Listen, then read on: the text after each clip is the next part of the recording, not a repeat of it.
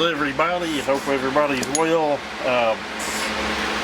What we have here on the bench today, this belongs to one of our followers. His username is Duty Man. He got a hold of me, to my understanding, this was his grandfather's saw. They had tried to get it running with one of the old, what people call a Bullfrog carburetor. It's basically one of McCulloch's carburetors. McCulloch was great at a lot of things, but carburetors they were not. As you can see, all the felt's going off of that air filter. It would still keep big chips from going through, but it's not going to keep fines from coming through, and we all know those air filters are impossible to get a hold of, so not a very good deal there on that, but it's not going to keep us from getting this thing running today. I have messed with it a little in the one after I got it here, just to see if I could get it running off camera, and I think he had told me they'd went into this carburetor and tried to rebuild it, but when I put fuel in the saw, it just went pouring everywhere through the carb. So what I like to do with these, and I'm going to try to work as I run my mouth a little bit, I guess, is I like to swap them over to an SDC style carb. It's a little more modern. The 272 Husky carburetors, I've seen guys convert those over to these, but I should have a SDC wall bro laying here to put on this, if not 2 or 3, but hopefully we have a good one or can put a good one together and get this thing up and going. The main issue with this is where the carburetor mounts is totally different. We get this cover off, and I'll turn it back up and show you guys. This ain't really a how-to or anything. We will get into that again. I'm wanting to kind of try to take a 1010 to completely different area of not taking one, but we'll just have to see. I've built a few that run pretty good. I've built some that didn't run so good. It is what it is. All of them ain't winners. Man, this thing is clean. Give you guys another look at that. Look how clean it is inside. Take note of the muffler. There's not even any rust. The last one of these I had here, I had to locate a muffler cover. It was Chris's 1-10. It was just rotted completely out, and then the 1010 before that we redone that belonged to JK. Muffler on that one was rotted out. These things used to be a dime a dozen all over the internet, but I try to pick them up when I can as parts units, and just, you know, sometimes I'll just leave it a whole saw or try to fix the saw, but in a lot of cases I'll buy them with a parts unit just to have extra parts laying around, you know, in case we get something like this here on the bench that we need a few parts for. And on this bottom screw, you have these little tabs that you need to bend over. This is old school Loctite. And if you have one of these, you know, you need to go over the bolts and screws on it very regularly. They are a hardtail saw, meaning there's no anti-vibe to this whatsoever. Some of the Super Pro saws had some anti-vibe on them, but as you can see, that thing is finger loose. If it wasn't for that little tab, this bolt would have fell out. And as you can see, this saw doesn't have a lot of hours on it at all. But when I flip it back over, we'll get into what we have to swap out to do this, and there would probably be other ways you can do it, but I've done this on a few to bring them back to life, and it's how we're going to do this one. I've already located and got parts here. This complete tank assembly, the bottom half of it has to be swapped out. Once we get this carb off, I can give you a look and show you, but basically we got 2 bolts that's got to come out of it. The difference in this and a 1010, the 1010, these bolts are separate from the carburetor. They actually bolt the tank intake assembly to the saw. But in this situation, that big wide intake that's on your 10 series, it goes all the way up to the mouth of this Bullfrog carburetor. When the bolts go through the carb, through the tank, into the insulator and into the engine block, and they are a smaller bolt. You need to reuse these bolts. I have on some others, I have drilled and tapped the block to accept the bolts that come from a 1010. That's basically what we're doing here, is we're swapping out the tank assembly, and I'm wanting to think, yeah, we're going to have to do a little work to the recoil on this. I've already inspected it. The spring seems to be okay, or at least I hope so. It did look like it was missing the bolt and the washer that holds the pulley in. We'll have to look into that. Hopefully it's the same that's on a 1010. I'm thinking I have everything here to do this. If we got to rob something off of a saw, we will. It's not that big of a deal. I've got 10 series McCullochs. I have a plethora of them. We'll just say that and leave it at that. More than your average person, probably. Put that here, 1 bar plate. I think he did send the bar and the chain in the box. I know the bar's laying in the box, but I'm not 100% certain we got a chain with it. I'm hoping the socket I need for that is on the set. If not, I lied. We didn't have everything out, but it looks like we're in luck. I'm gonna have to buy me another nice 1/4 inch drive set. I've got some off of that missing where they've been broken and busted. That's something you can't get enough of, is good 1/4 inch stuff. I'm thinking I can leave this handlebar on the saw in place and not take it off of the tank. He said they had inspected and said the piston and cylinder looked immaculate on the saw. And I would believe it. You know, it felt like it had all the compression it ever would have had. Let's see, we need to get back up top. I'm wondering, those might be they look like 5/16. That is indeed what they are, and he had them good and snug and not over tight. Some recent stuff I've got in here, stuff was just over tightened, had been ran back down too tight in some form or fashion, and I can't say anything. I'm bad for over tightening things myself, but sometimes it can make it a nightmare for that next guy down the road if you've over torqued something.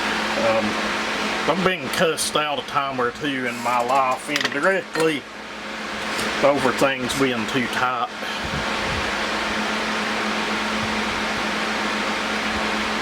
Put a set of lug nuts on a truck that a serviceman on a strip job, or, you know, above ground mining job's driving, and he'll get a flat. He'll let you know about it. I had that happen once.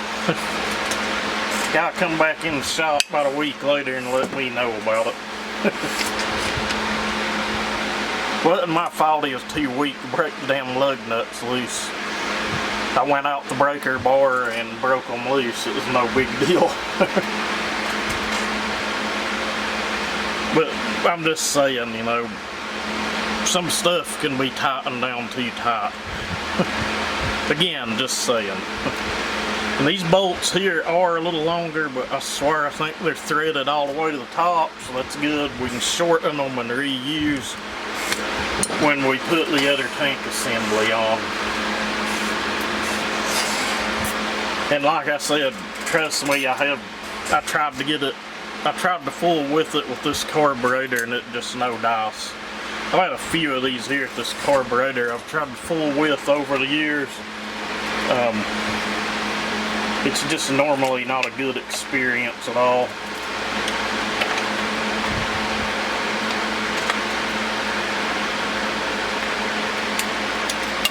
Just twist it, come right off. I will say that one does look a little cosmetically better than the last one I got here. That thing was pitted and rusted, and the tank was pitted and rusted. You know, it was just not a good deal at all. Try to get this other little dowel out.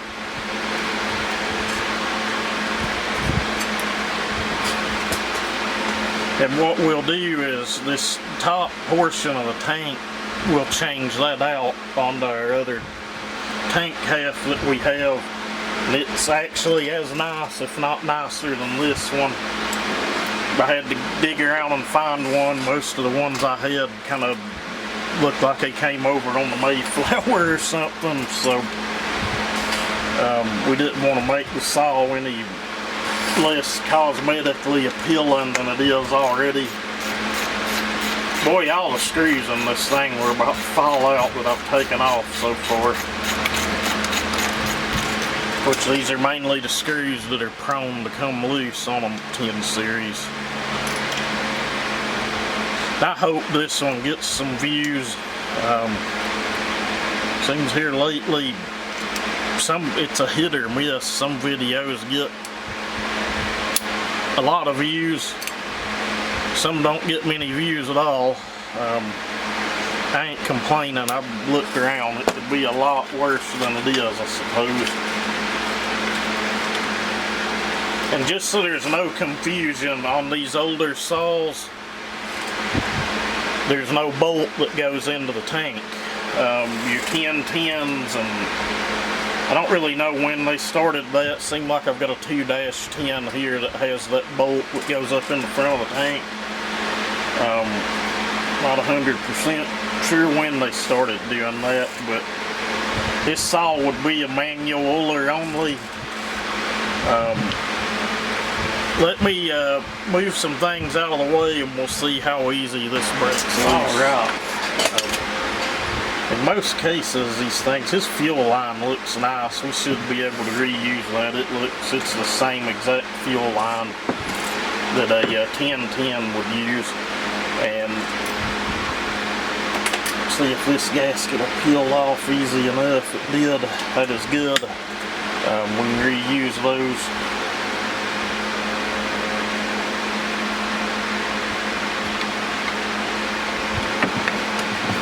That's a good thing. His fuel line looks really nice. May have been replaced. I didn't ask, but we'll see when we pull it off.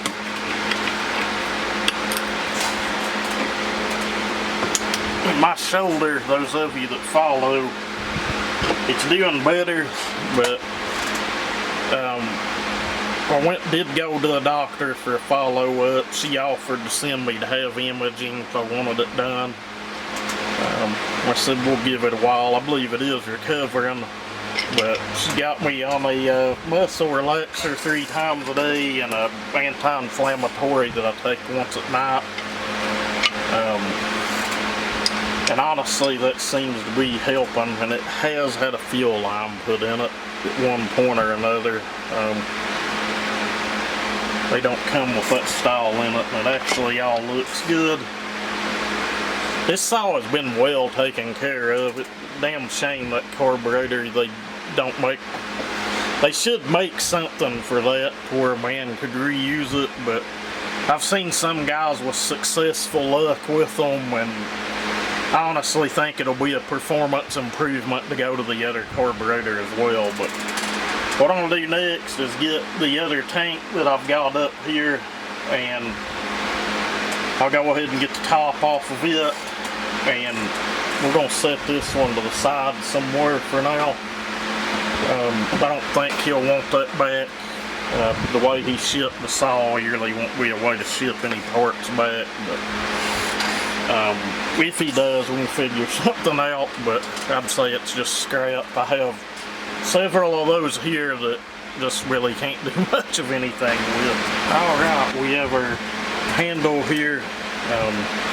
I'll get this the top tank assembly off, and that one's fuel line is not good. Does have a fuel cap. I've had to buy a whole tank assembly before just to get a fuel cap.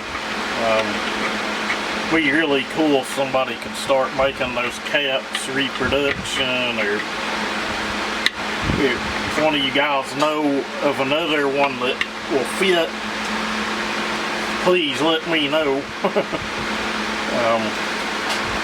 That's something I've run into quite a bit here, is trying to find a cap for those. I've seen a lot of you guys rebuild them, put the duck bill out of a home light in them. I do something similar, but with a piece of fuel line. It's that simple, guys. We'll pull that off. As you can see, it's about damn near identical to what we just pulled off. Like I said, I searched around. I didn't want to put junk back on the man's saw.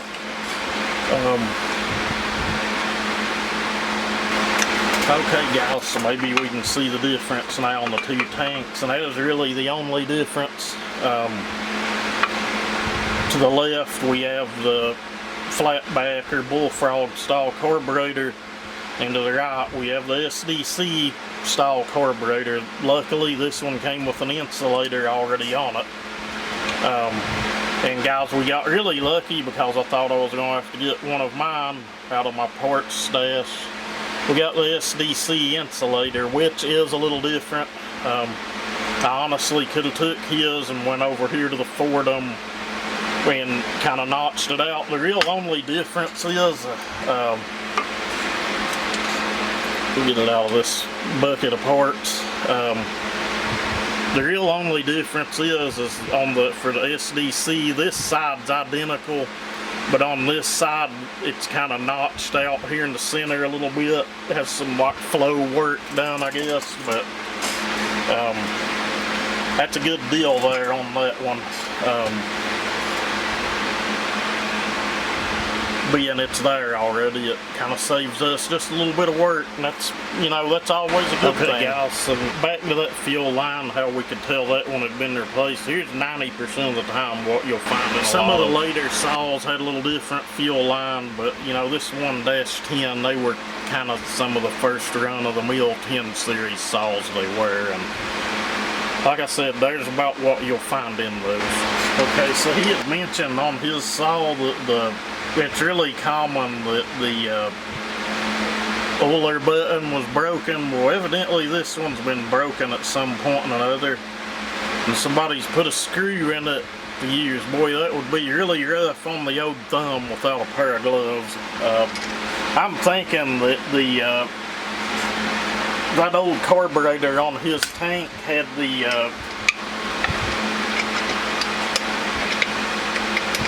old primer on it, so it looks to be the same as the plunger that's used on the oiler side, so hopefully we can pull that out of his old tank half and put it in this one. And it's as simple as there's a roll pin on top here.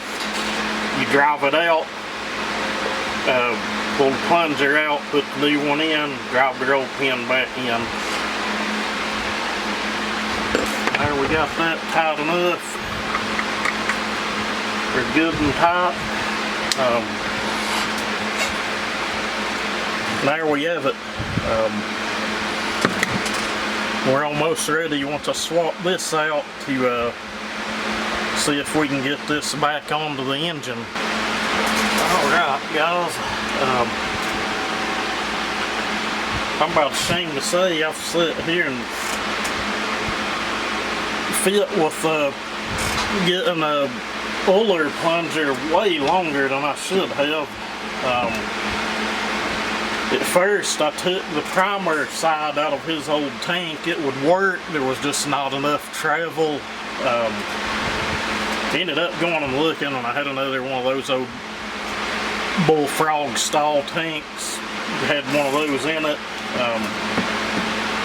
For some reason the last saw I had here, I had to change this out. Really common, kind of weird, but like we say here a million times, it is what it is. It's not that big of an issue to change out. You just got a little roll pin. I have come to find out I'm gonna have to get some roll pin punches. That is a given here, so that has got to happen sooner than later.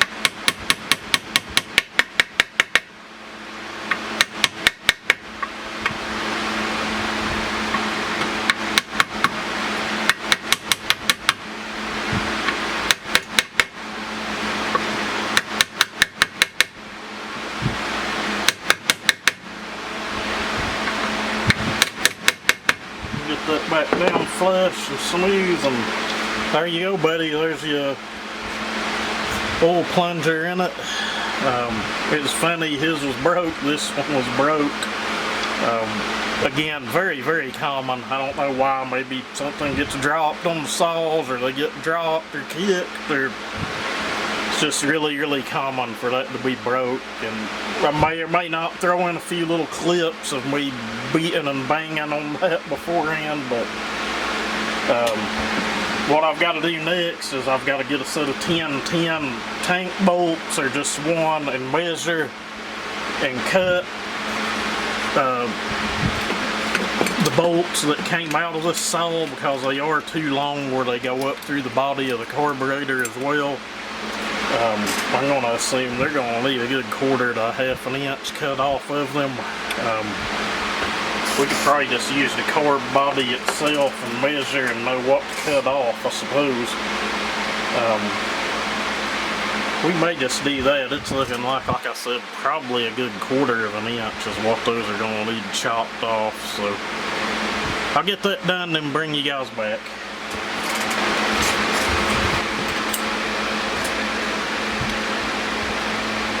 Their bolts and our gasket in place. I cut the bolts to where they should fit, and if they end up being too long, we can shorten them, but I think it'll be pretty close. And I'd take a file and file them back down to where they would screw into the holes. Get their oiler lined up.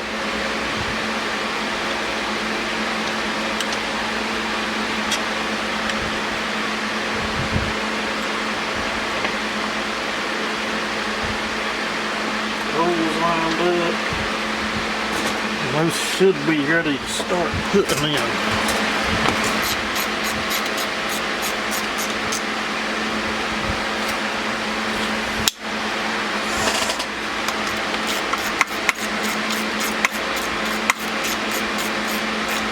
This one side I might have cut a little too long. We're going to have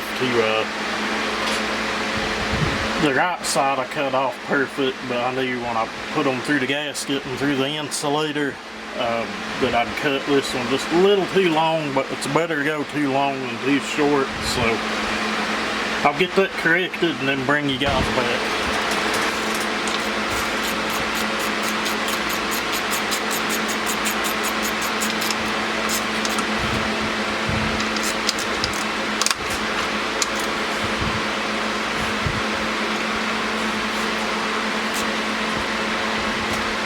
Snug's just fine.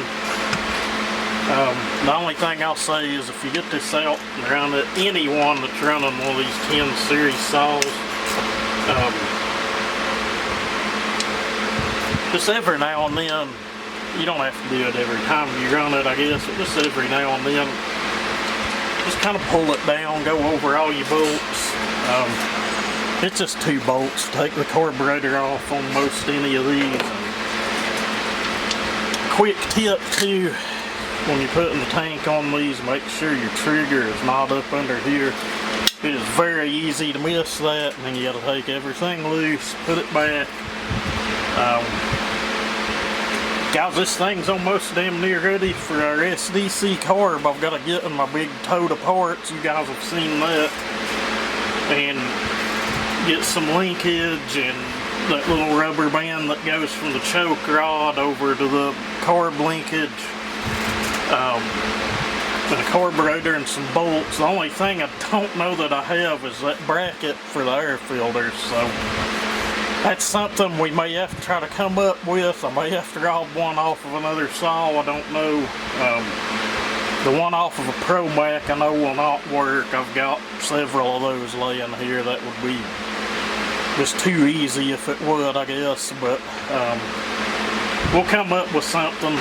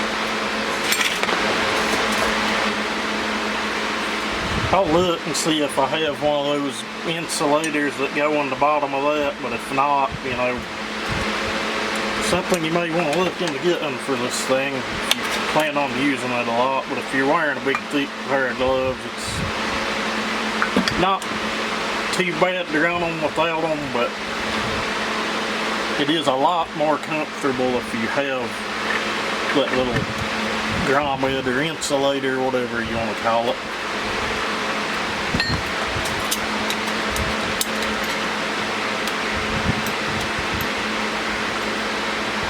And we got our bolt with our little tang, I'm going to call it. It goes back in the bottom, and sometimes this one can be a pain to put back in. Sometimes they just kind of go right into place. So y'all see what's going on, maybe. You want to tighten it down to where that little tang is and pick it back against it.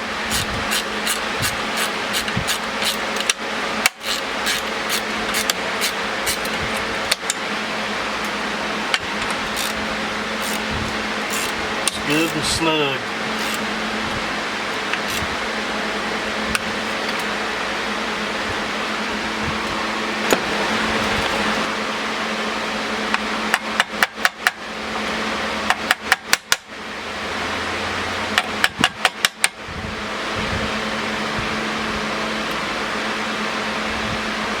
Got that beat back against their bolt. Should keep it from moving out 60 more years, I guess. Well guys, I have everything. I about knew it with this bracket for the top, and it is different for this series of saw, but for right now we're just going to assemble it, see if we can get it to run. He said that it would pop off with prime. Like I said, I had everything else here. What I may end up doing is just robbing one off of one of the many I have sitting here, and then just find one later, or if one of you guys has one, or I pick up another parts unit. I'm always on the hunt for good cheap parts units for these saws because we kind of do this thing here a lot. Getting someone to work on a 60-something-year-old saw is usually not the easiest task in the world. Getting someone to work on one of these old boat anchors is usually not the easiest thing in the world. There ain't a lot of us out there that fool with them anymore. And a lot of it being, you know,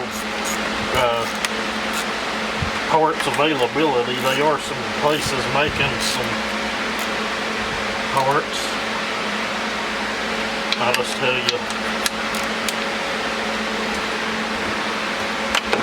We know for a fact that the air filter will not fit that. It's close, but this will not work. Man might be able to make it work. I don't know. Doubt it. Seems like I've tried that before. This will not line up enough to seal the deal. That's something I'll probably fool with a little off camera tomorrow or the next day, but I just forgot now to put the fuel line on, choke line. His starter recoil is going to need some work, but we may try to get it to bust off here with the drill. Typically I don't really like doing that, but this I know has a keyed clutch and it's just a standard thread nut, so it won't be that big of an issue. I did have to kind of dump my big box of McCulloch bolts and stuff out to actually find the choke rod. Yeah, we're going to have to get a parts unit in here, I think.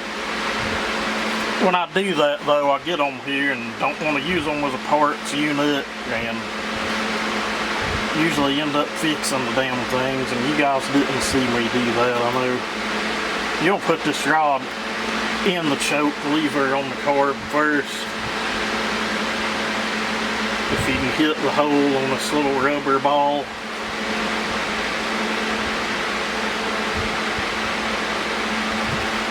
And then it goes into the choke lever. You just pull it, you got a little slack here or there, kind of holds it in. And there you go, man. We got a SDC carb installed on this thing. I'm going to see what it does when I put a splash of fuel in it, and like I said, we may try to get it to bust off with a drill because I've got to work on a starter assembly. It's seen better days, guys.